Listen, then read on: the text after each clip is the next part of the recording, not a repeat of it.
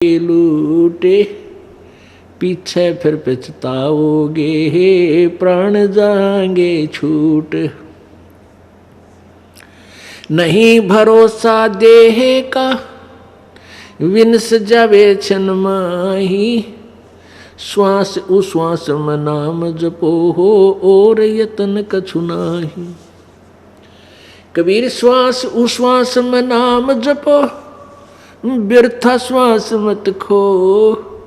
न जाने इस श्वास को हो, आवण हो के न हो। वो पृथ्वीपति चकवे गए, जिनके चक्र चलंत। रावण सरीखे कौन गिणे, भाई ऐसे गए अनंत। मर्द गर्द में मिल गए वो रावण से रणधीर।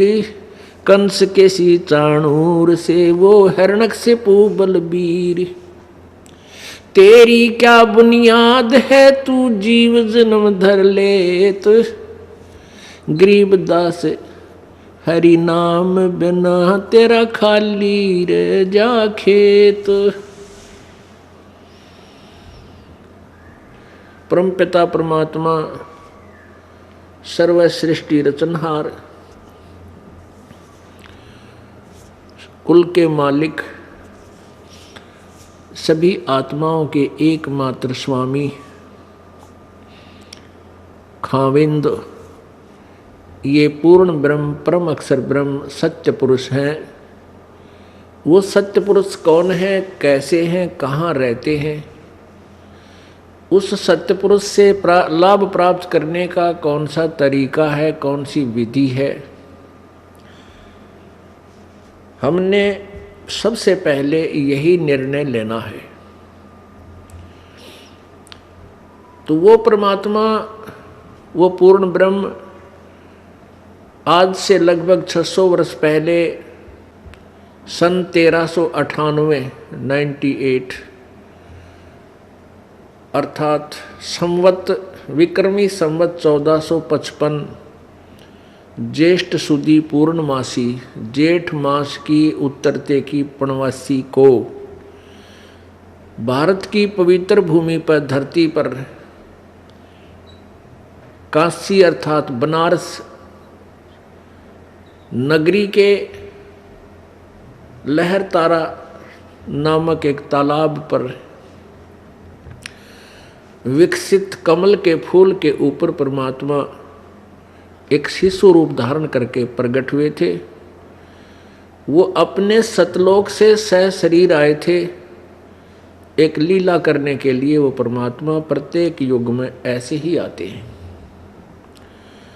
उस परमेश्वर को, बालक शिशु रूपधारी परमात्मा को, परमेश्वर को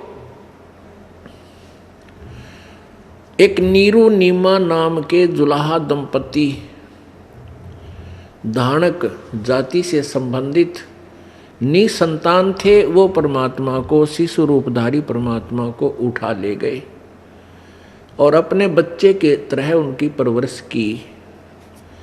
यही परमेश्वर बड़े होकर के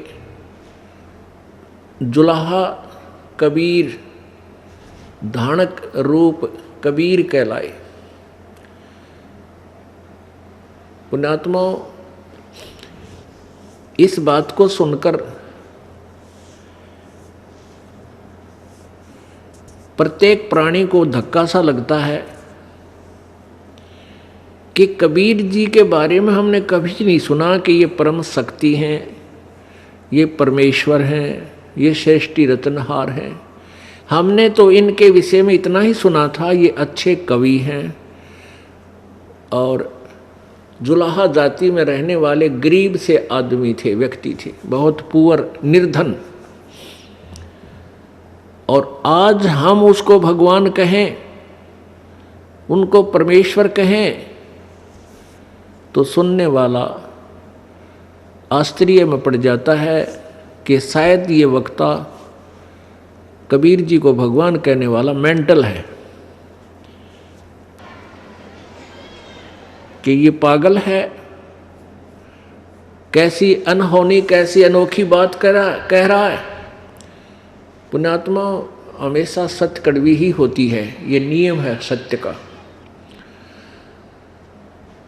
और इस कड़वी सत्य को जो सुन लेता है उसका बेड़ा पार हो जाता है। जैसे कोई रोगी है, उसको कड़वी दवाई खिलाई जाती है, जैसे मलेरिया हो जाता है, बुखार, मलेरिया ज्वर हो गया, उसको वो कड़वी औषधि खानी ही पड़ेगी, तभी वो स्वस्थ हो पाएगा। ठीक इसी प्रकार कबीर इज गॉड, ये सुप्रीम गॉड है, सुप्रीम गॉड यानी सर्वोपरि प्रभु। उत्तम पुरुष तो अन्य परमात्मा इति उदाहरते, ये लोग तर्यम आविश्य विभर्ति अवय ईश्वर है, ये वो परमात्मा है जो पवित्र गीता जी अध्याय नंबर 15 के श्लोक नंबर 17 में जिसके विषय में विशेष विवेचन दिया है। और ये वही परमात्मा है जिसके विषय में गीता ज्ञानदाता अध्याय नंबर 15 के श्लोक नंबर 1 से 4 और गीता जी अध्याय नंबर 8 के श्लोक नंबर 3, 8, 9, 10, 18 से लेकर 21, 22 तक उसी परमेश्वर की महिमा, परम अक्षर ब्रह्म की, उस तीसरे अव्यक्त की महिमा कही गई है। और गीता जी अध्याय नंबर 18 के श्लोक नंबर 62 में, श्लोक नंबर 47 में, 46 में, श्लोक नंबर 66 में उसी परमेश्वर की महिमा गाई गई है। वैसे तो बहुत से स्थानों पर पवित्र गीता जी में सैकड़ों स्थानों पर परमात्मा अन्य भगवान जो गीता ज्ञानदाता से अन्य है, और वो सुप्रीम पावर है, वो परम शक्ति है, उसका बहुत जगह पे विवेचन है, वर्णन है।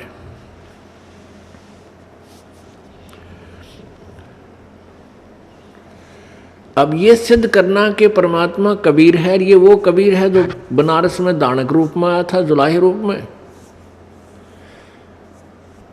इसके लिए ढेर सारे प्रमाण आपके समक्ष दिखाए जाएंगे। सदग्रंथ जिसमें परमेश्वर की महिमा कही गई है वो रूबरू कराए जाएंगे। और बुद्धिमान समाज है, शिक्षित समाज है, एजुकेटेड है, अब समझने में देरी नहीं लगेगी।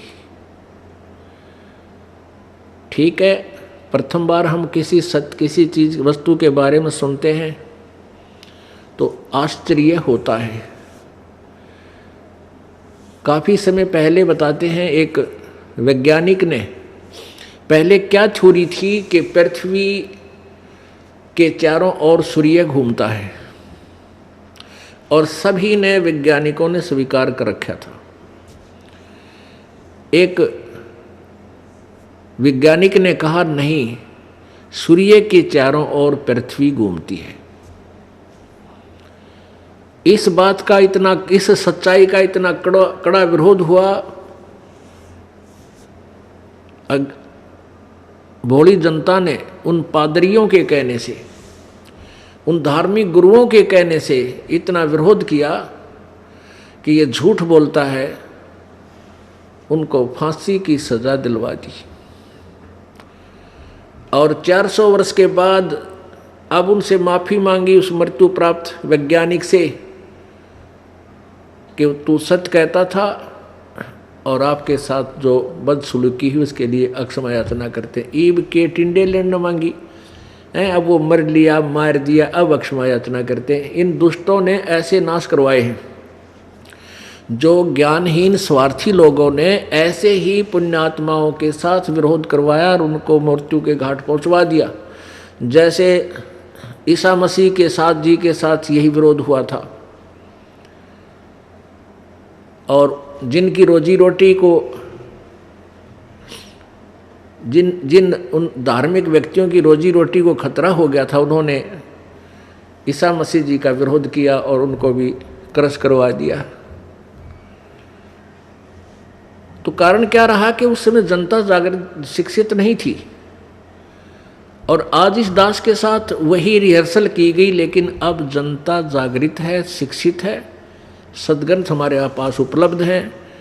इन पाप आत्माओं की दाढ़ इब गले को न्यार ना गली, क्योंकि परमेश्वर ने कहा है कि इस कलयुग में जो बिचली पीढ़ी आवेगी उसमें पूरे विश्व में मेरा ही ज्ञान रहेगा। धर्मदास जी, धर्मदास एक महापुरुष हुए हैं, अच्छी श्रेष्ठ आत्मा हुई है, जिनको परमात्मा से आकर मिले थे। उसको बताया था कि सतयुग के बिचली पीढ़ी जब आएगी, अब तो मैं आया हूँ प्रथम चरण में। सन 1398 में 600 वर्ष पहले प्रथम चरण था परमात्मा का। अब ये मध्य वाला चरण है, बिचली पीढ़ी अब शुरू हो गई है। सन 1947 में भारत आज़ाद हुआ और उसके बाद शिक्षा का दौर एकदम दावानल की तरफ फैल गया। पूरा भारतवर्ष शिक्षित हुआ, बूढ़े भी पढ़ा दिए, बुढ़िया भी पढ़ा दी, अक्षर ज्ञान युक्त हो गए। इसका यही कारण था कि अब हम सदग्रंथों को पहचानेंगे, आँखों देखेंगे और परमात्मा को परमात्मा मानेंगे। जब तक हमें ये दृढ़ विश्वास नहीं होगा कि जो जिसको हम भगवान मान रहे हैं, जिसकी हम साधना कर रहे हैं, ये सत्य है, तब तक हम भक्ति क्षेत्र में सफल नहीं हो सकते। गीता जी अध्याय नंबर 2 के श्लोक नंबर 53 में कहा कि अर्जुन, जब भिन्न भिन्न प्रकार के भ्रमित करने वाले ज्ञानों से, वचनों से तेरी बुद्धि हटकर एक परमात्मा के ऊपर आश्रित हो जाएगी, एक परमेश्वर के ज्ञान, तत्व ज्ञान के ऊपर जब सेट हो जाएगी, स्थिर हो जाएगी, तब तू योग को प्राप्त होगा। योग माने भक्ति। तब तू भक्ति को प्राप्त होगा, अर्थात तू भक्त बनेगा, योगी बनेगा। तो पुण्यात्माओं, सबसे पहले हमने ये भिन्न भिन्न प्रकार के वचनों में, भिन्न भिन्न प्रकार के ज्ञान जो अन्य संतों और ग्रंथों, मन गढ़ंत ग्रंथों ने अपने अपने अनुभव के ग्रंथों में जो ज्ञान गलत कर दिया है, उससे हट करके हम एक शास्त्र अनुकूल साधना और शास्त्रों के ज्ञान के ऊपर आधारित हो जाएंगे, तब हम भक्त बनेंगे, तब हम सच्चे पथिक बनेंगे। अब भक्ति मार्ग क्यों कहा जाता है? भक्ति का रास्ता, वे ऑफ वर्शिप, पूजा की विधि, पूजा का मार्ग। तो जब हम कोई आम यात्री हैं परमात्मा के मार्ग के, और जब तक हमें सुमार्ग नहीं मिलेगा, सच्चा रास्ता नहीं मिलेगा, तब तक हम अपनी यात्रा व्यर्थ कर रहे हैं और विपरीत दिशा में कर रहे हैं। और जब हमें ये पक्का निश्चय हो जाएगा कि जिधर हम जा रहे हैं ये वही मार्ग है जिधर हमने जाना चाहिए, फिर 10 कदम रखेंगे, मंजिल की ओर होंगे,